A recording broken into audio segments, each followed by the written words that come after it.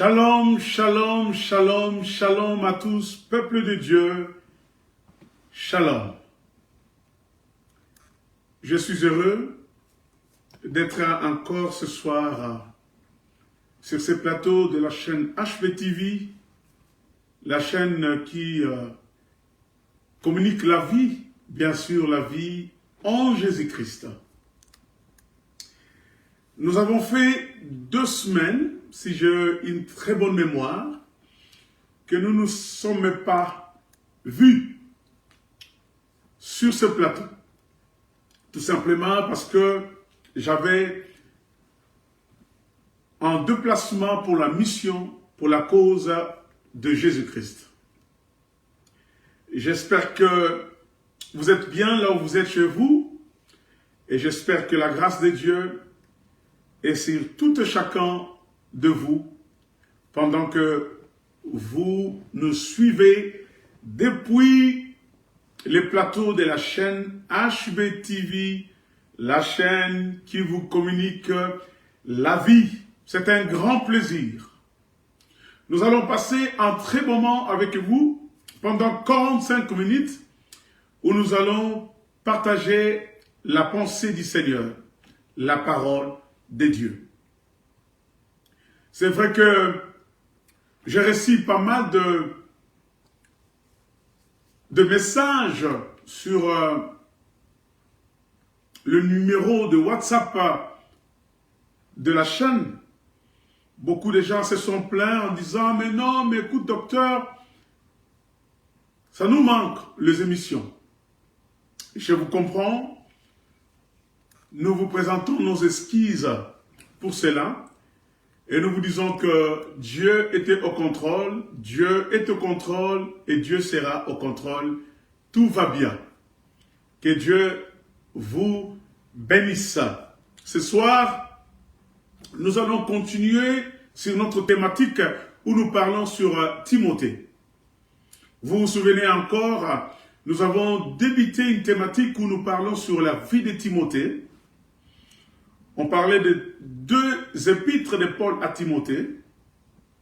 On parlait de Timothée comme le fils engendré en la foi par Paul, par l'évangile de Jésus-Christ. Lorsqu'il dit à mon fils Timothée, mon fils spirituel. Lorsqu'il l'envoie à l'église de la Thessalonique, où il dit, je vous envoie mon fils, faites en sorte que quand il arrive, il vous dira tout ce qui me concerne, parce qu'il connaît la manière dont moi je travaille. Aux Corinthiens, il dit, lorsque mon fils Timothée arrive, faites en sorte qu'il soit sans crainte, parce qu'il travaille comme moi dans l'œuvre du Seigneur. Nous avons évoqué beaucoup de choses qui peut-on appeler fils spirituel ou fille spirituelle. Beaucoup de gens m'ont appelé et nous avons aussi discuté sur ce sujet et ils ont compris la pensée dans laquelle l'Esprit de Dieu voulait parler de ces choses-là. On appelle quelqu'un fils spirituel, c'est lui ou celle que tu as engendré en la foi par l'évangile de Jésus-Christ. Sinon, tu es qu'un seul maître, parce que l'apôtre Paul dit aux Corinthiens, si vous aviez 10 000 maîtres, cependant, vous avez qu'un seul Père qui vous engendrait en la foi en Jésus-Christ. Notre objectif ou notre but que nous poursuivons dans notre thématique de cette série de la prédication, nous parlons de Timothée, c'est vraiment pour parler de la vie de Timothée, de son sacrifice, de comment est-ce que Timothée sert Dieu, de comment est-ce que Timothée s'est consacré dans l'œuvre du Seigneur. Parce qu'il y a une relation que Timothée avait avec son père spirituel qui était Paul. Il y avait une relation que Timothée avait avec soi-même. Il y avait une relation que Timothée avait avec l'Église qu'il devait prendre soin. Il y avait une relation, une connaissance des choses que Timothée avait envers Dieu. Et aussi une relation, une connaissance des choses qu'il avait avec le monde. Donc nous voulons, au fait, dans cette thématique, prendre Timothée comme le modèle du service.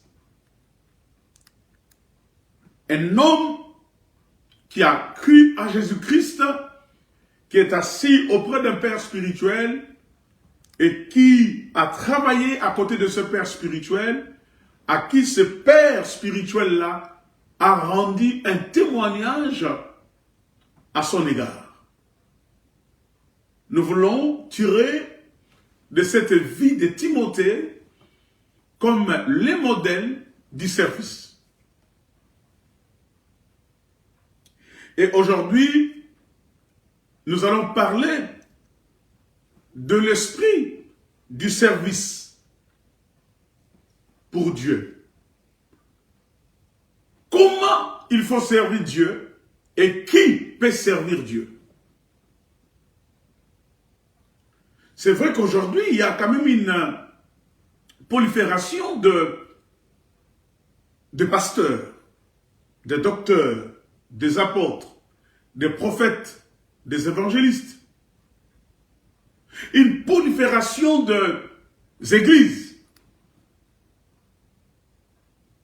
On peut vous compter des milliers et des milliers d'églises dans une commune. Des centaines et de milliers de pasteurs dans une seule ville. Mais qui est vraiment un serviteur de Dieu? Nous allons pouvoir aborder quelques sujets. On va regarder avec vous quelques passages de l'Écriture qui va nous donner une lumière par rapport à ce que nous allons pouvoir parler de l'esprit du service pour Dieu. L'apôtre Paul, il définit une certaine catégorie de serviteurs. Il dit, il y a certains serviteurs de Dieu qui travaillaient que pour leur propre ventre. Ça veut dire que leurs objectifs n'était pas qu'ils servaient Dieu en réalité, mais leur objectif en servant, mais c'était vraiment pour satisfaire les besoins de leur ventre. Mais il y a certaines servantes ou certains serviteurs de Dieu qui servent vraiment pour un motif propre par lequel ils ont été appelés par Dieu. Nous avons été appelés par Dieu pour le servir. Et d'ailleurs, quand on est sauvé pour un service.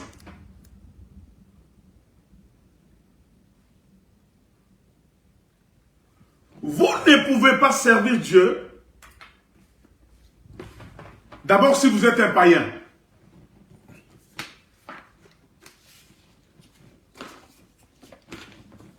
Vous ne pouvez pas servir Dieu si vous êtes un païen. Vous ne pouvez pas servir Dieu si vous n'êtes pas encore né de nouveau. Mais faute de constater que beaucoup qui servent Dieu, quand vous les regardez, vous vous en doutez même de leur nouvelle naissance. Vous vous en doutez même de leur nouvelle vie en Christ.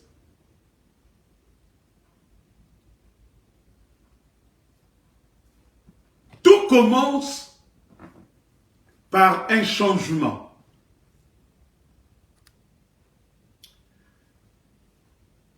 Tout commence par un changement.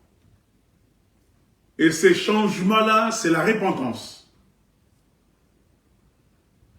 Parce que quand un homme n'est pas encore repenti, il reste un homme animal.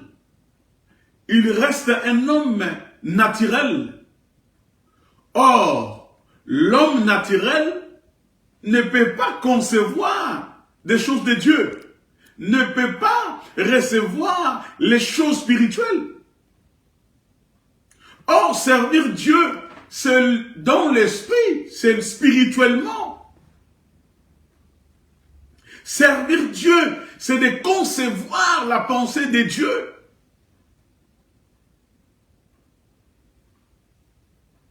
Servir Dieu, c'est comprendre la volonté de Dieu. Un esprit éclairé, c'est cet esprit qui peut comprendre la pensée ou la volonté de Dieu.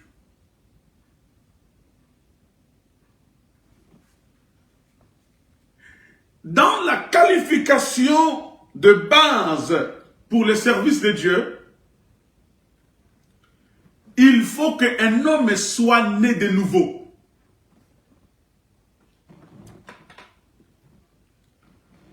Vous pouvez me dire, docteur, mais on est déjà pasteur. Mais oui, tu ne peux pas être pasteur, tu ne peux pas être serviteur de Dieu si en amont, tu n'as pas été converti.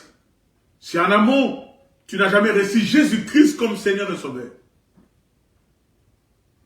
Parce que tu sois pasteur, docteur, évangéliste ou tout, tous nous sommes des enfants de Dieu. Nous sommes d'abord des frères et des sœurs dans le Seigneur. Dans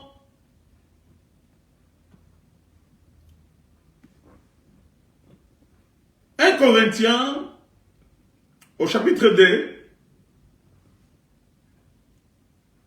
le verset 14, la Bible dit ceci jusqu'au verset 16. Mais l'homme animal, d'autres versions disent l'homme naturel, ne reçoit pas les choses de l'Esprit de Dieu, car elles sont une folie pour lui, et il ne peut les connaître, parce que c'est spirituellement qu'on en juge.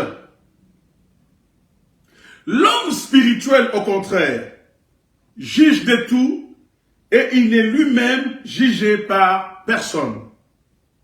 Car, qui a connu la pensée du Seigneur pour l'instruire? Or, nous avons la pensée de Christ, la parole de Dieu. Nous avons la pensée de Christ. Si tu n'es pas encore en union avec Jésus, avec Christ, tu ne peux pas avoir la pensée du Christ. Si tu n'es pas en harmonie avec Jésus, tu n'es pas encore né de nouveau, tu ne l'as pas encore reçu comme Seigneur et Sauveur, tu ne l'as pas encore reçu comme ton Dieu, tu n'as pas encore crié en son nom. Vous n'êtes pas encore en union avec lui. Il n'est pas encore ton frère. Tu ne peux pas avoir la pensée de Christ. Or, dans les services que nous faisions, nous les faisions parce que nous avons la pensée de Christ, parce que lui aussi, lui-même, a rendu service. Il s'est offert, il s'est sacrifié, il a œuvré, il a fait la volonté de son Père. Et quand vous êtes frère de Jésus, quand vous êtes en union avec Jésus-Christ, vous aurez la pensée de Jésus. Vous aurez la pensée du Christ pour le service.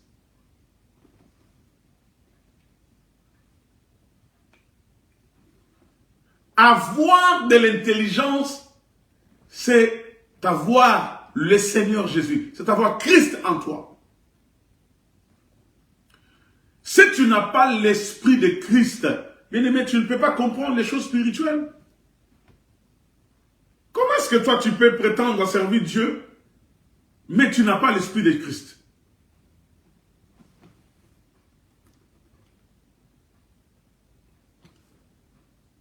Cette qualification-là est très importante pour tout et chacun, homme ou femme, qui veulent servir Dieu, il faut d'abord passer au changement. La repentance veut dire le changement de la direction.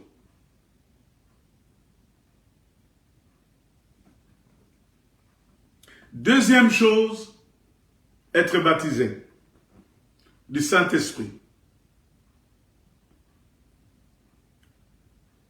Dans Actes des Apôtres, au chapitre 2, verset 38, nous savons très bien,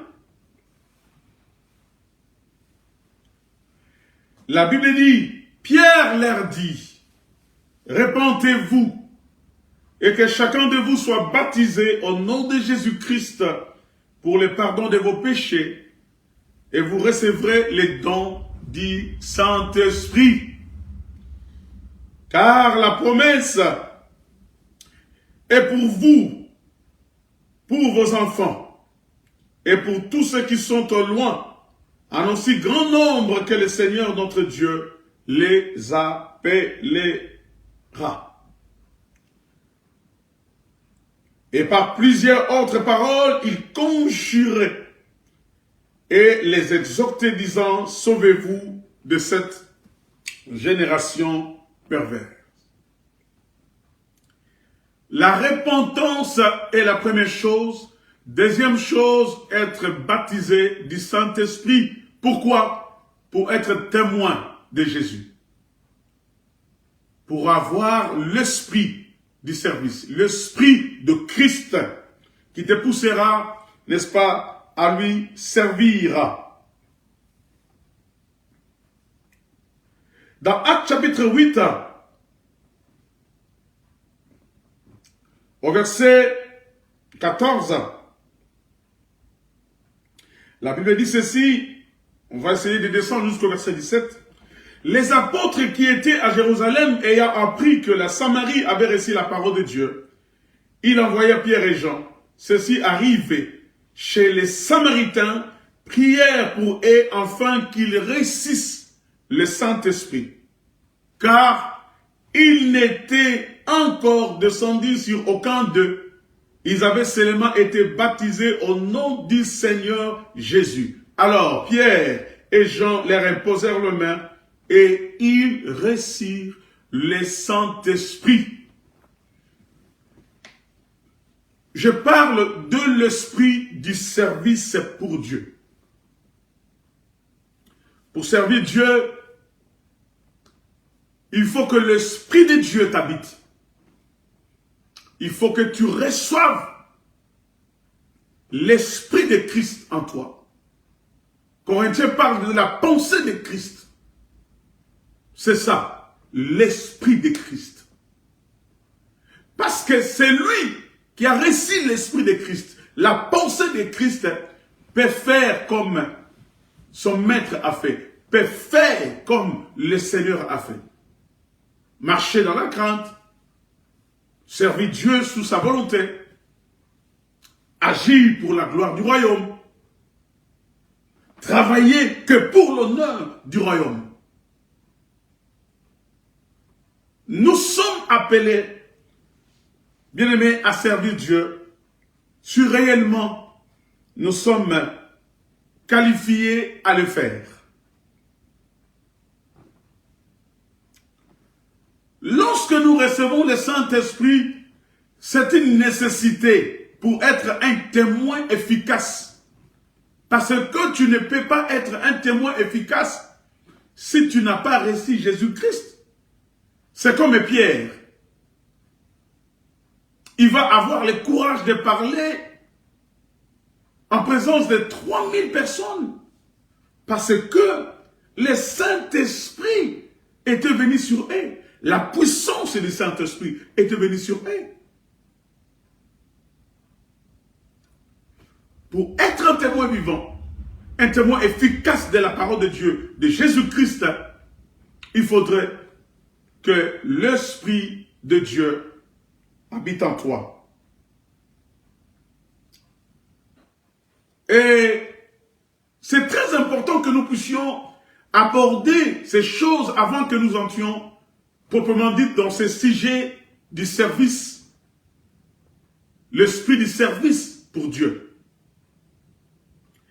Parce que ce qui fait qu'aujourd'hui, beaucoup des hommes, beaucoup de femmes qui prétendent servir Dieu, mais qui ne le sont pas vraiment, qui ne sont pas convertis, qui n'ont pas passé par ces étapes, qui n'ont pas été qualifiés à le faire, ils font des dégâts. Nous pouvons parler en ces termes, ils amènent un fait étranger. Dans l'Ancien Testament, le fait étranger était punissable par Dieu. Comment tu peux servir Dieu, mais tu le mélanges avec d'autres dieux? Comment tu peux servir Dieu et être un adepte du diable? Comment tu peux servir Dieu, comme je suis dans beaucoup de témoignages, et être initié par une secte quelconque? Comment tu peux être serviteur de Dieu et être influencé par le monde? Comme Démas, il a abandonné Paul pour le plaisir de ce siècle présent. Parce qu'il y a certaines personnes qui sont comme ça. Ils prétendent servir Dieu, mais ils sont trop attachés au monde et aux choses de ce monde. Beaucoup de gens amènent le fait étranger dans la maison de Dieu, dans le corps du Christ. Je parle souvent de ces choses et je dis que nous avons des ramassis. Que Dieu nous aide à les démasquer et à comprendre que celui-ci n'est pas vraiment avec nous. Parce qu'ils sont parmi nous, mais ils ont amené le fait étranger dans les sacerdoces. Dans Lévitique, il y a un exemple très typique que nous pouvons voir avec vous. Lévitique chapitre 10, au premier verset jusqu'au 5e verset, regarde ce qui s'est passé. Les fils d'Aaron, Nadab et Abihu, prirent chacun un brasier. Ils mirent du feu et posèrent du parfum dessus. Ils apportèrent devant l'Éternel du feu étranger, ce qui ne leur avait point ordonné.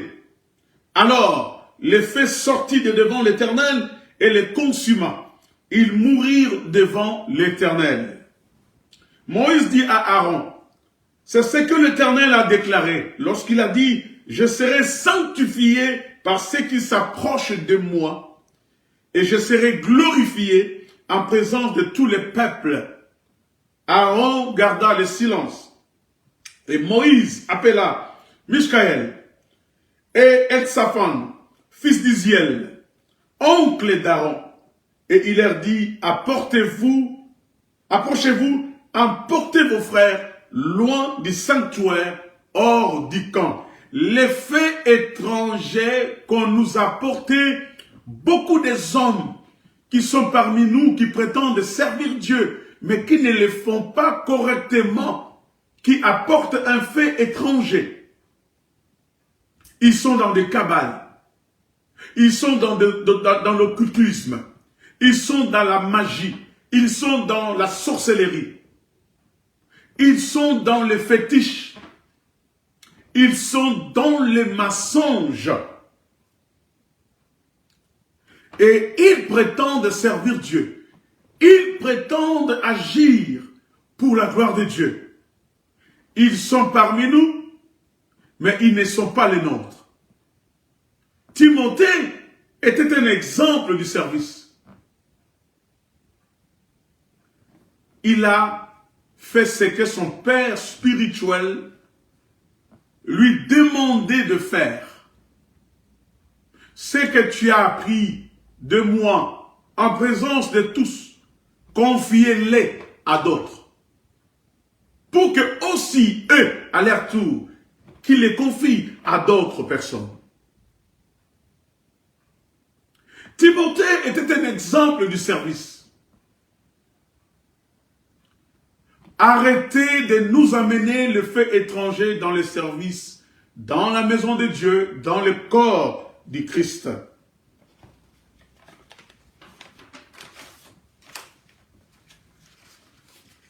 Évitez de nous amener le fait étranger dans le corps du Christ.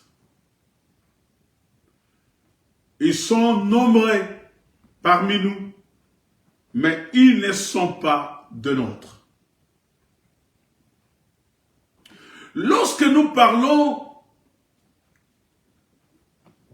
de l'esprit du service, en un mot, nous parlons de la disposition de cœur,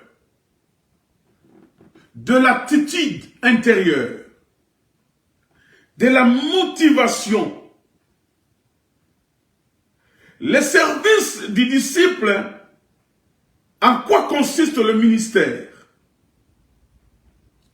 L'apôtre Pierre, lorsqu'il parle de ce service, il dit que chacun de vous mette au service des autres les dons qu'il a reçus.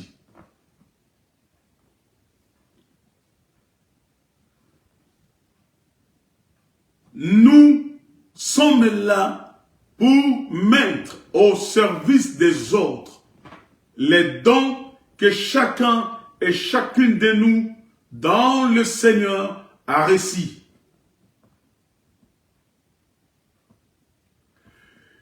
Le service du disciple est l'expression concrète de sa relation personnelle avec Christ, qui est le serviteur modèle. De la manière dont tu es en train de servir Dieu, c'est une expression concrète de votre relation personnelle avec Dieu, avec Jésus, qui est le modèle parfait. Nous avons la pensée du Christ. Nous avons l'esprit de Christ. Ce qui veut dire, tout ce que nous faisons, nous le faisons par rapport à un modèle, par rapport à Christ qui est notre modèle. Parce que tu ne peux pas faire ce qu'on ne t'a pas donné, ce qu'on ne t'a pas enseigné. Ce que tu as appris de moi en présence d'autres personnes, tu les confies aussi à d'autres. Si nous recevons Jésus-Christ comme Seigneur, nous partons de la base de cette qualification dont je viens de citer ici. Nous aurions tous la pensée de Christ. Et notre service, au contraire, trouvera son sens. Chaque membre du corps a un service à accomplir pour l'ensemble du corps. Tu es né de nouveau. Tu as reçu Jésus-Christ comme Seigneur. Tu deviens un chrétien. Tu deviens frère de Jésus. Tu as la pensée de Christ en toi. Sache-le que tu as une tâche à accomplir dans le corps du Christ. C'est ce qui est écrit en 1 Corinthiens chapitre 12, où la Bible dit que, au verset 5, il y a diversité, au verset 4, diversité des dons, mais le même esprit. Diversité de ministères, mais le même Seigneur. Diversité d'opérations, mais le même Dieu qui opère tout en tous.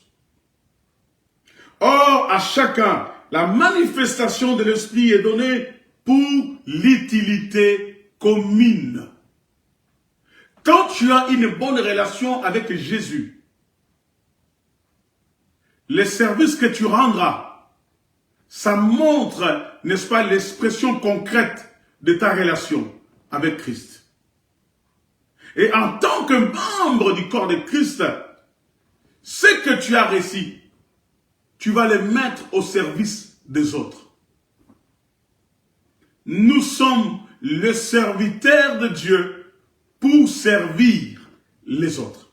Servir Dieu, mais les autres aussi. Le verset 14, il est dit ceci.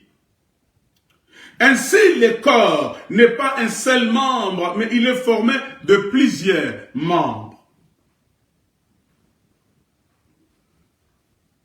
Le verset 27, il est dit ceci.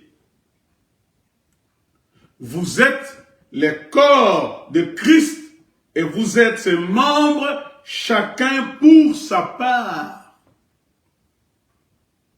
Voilà, bien-aimé, l'esprit du service pour Dieu.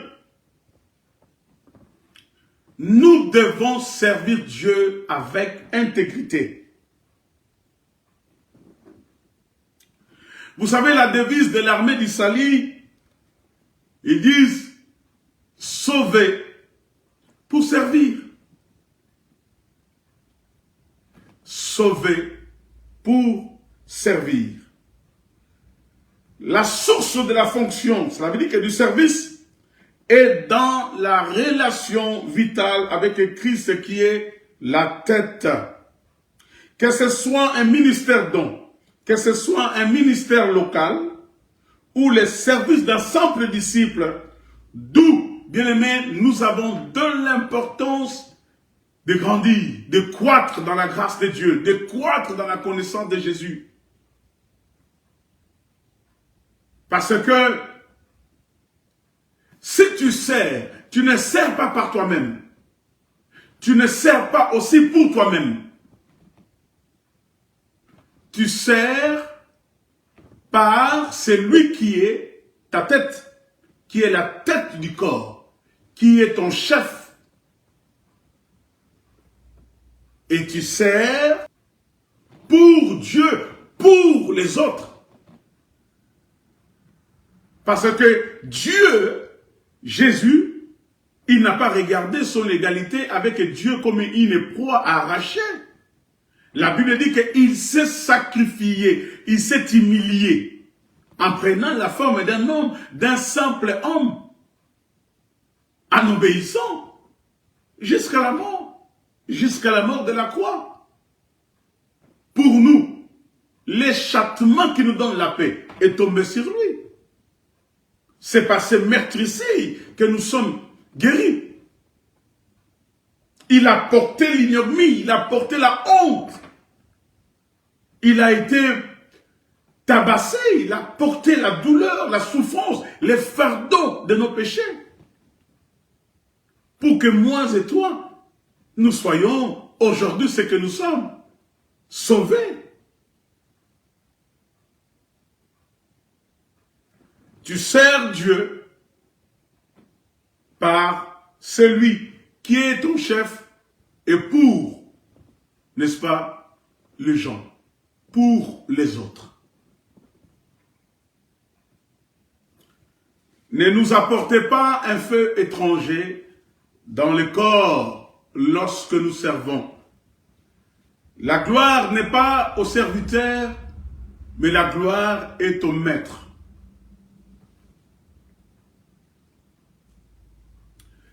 L'objectif du service de Dieu, je ne sers pas Dieu pour être sauvé, mais je sers Dieu parce que moi, je suis sauvé. C'est un objectif qui est un objectif multiple. Les rachetés, bien-aimés, sont destinés à être à la louange de Dieu. Ils sont destinés à servir Dieu.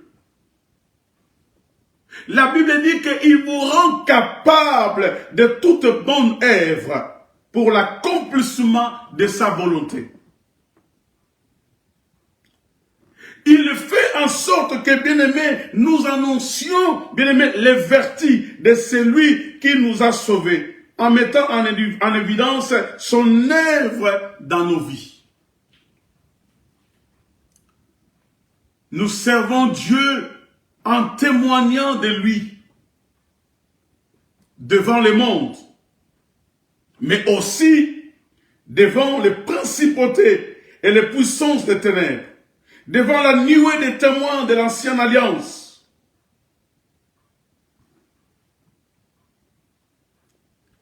Nous travaillons pour la gloire, rien que la gloire de notre Dieu.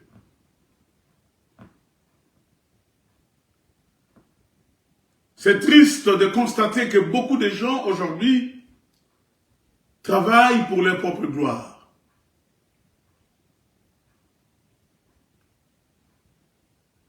Nous avons arraché la gloire de celui qui nous a établis, de celui qui nous a appelés.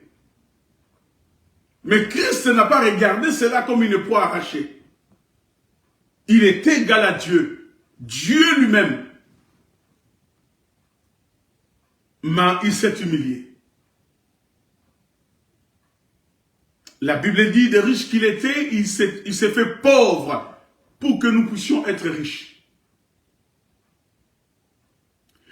Si nous avons la pensée de Christ en nous, nous ferions exactement comme le Seigneur a fait. C'est notre modèle par excellence.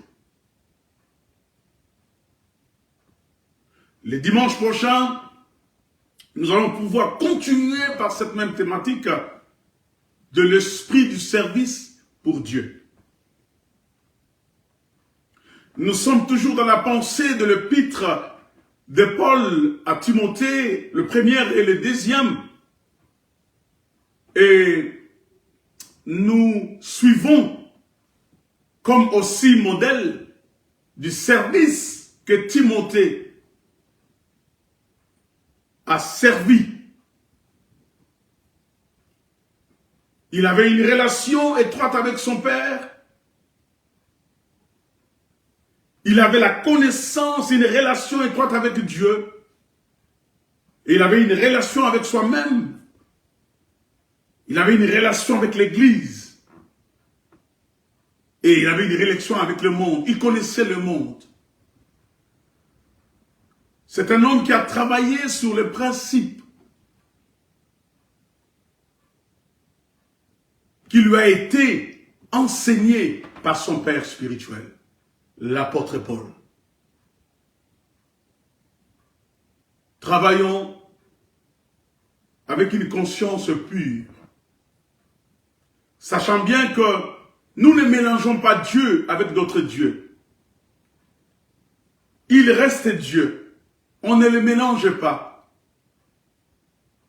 Que notre service soit un service agréable et non un service qui apporte le feu étranger, comme fit dans Lévitique, chapitre 10.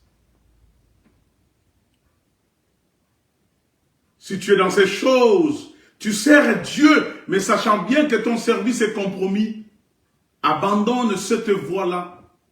Fais l'œuvre de l'Éternel avec joie, répands-toi, crois en Jésus, ayez le même esprit que Christ.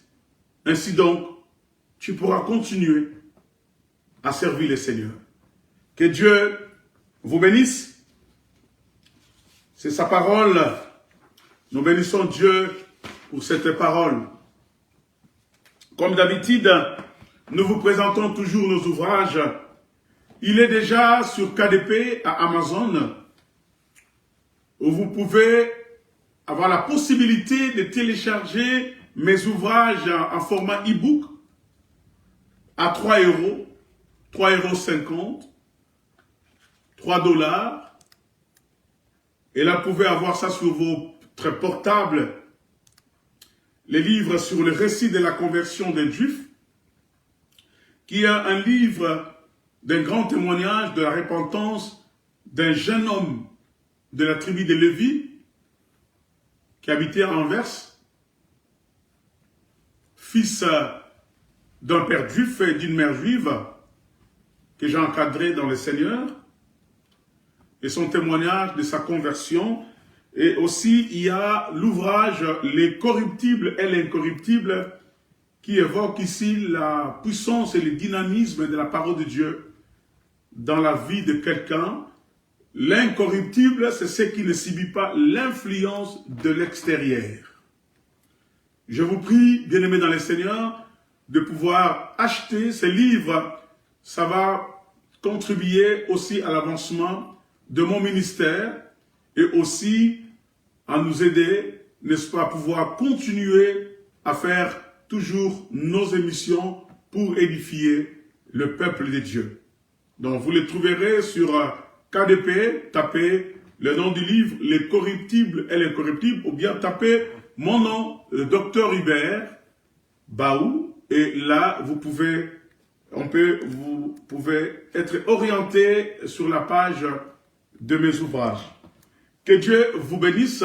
Le dimanche prochain, nous serons encore ici. Nous allons pouvoir poursuivre notre série de prédications. Nous parlons sur la vie de Timothée comme un modèle de pasteur. Que Dieu vous bénisse. Merci de nous soutenir par vos dons, par vos prières. Et si vous avez des suggestions à nous faire concernant nos émissions, nous vous demandons de les faire lorsque nous allons publier le numéro de WhatsApp. N'est-ce pas? Vous pouvez entrer en contact avec nous ou nous écrire sur notre email hbtv118@gmail.com hbtv118@gmail.com. Écrivez-nous, n'est-ce pas? Donnez-nous de vos avis et ça peut nous aider à améliorer la qualité de nos émissions. Je vous aime, Christ vous aime, que l'amour de Dieu le Père, la bénédiction du Saint-Esprit, la grâce de Jésus-Christ vous soit accordée.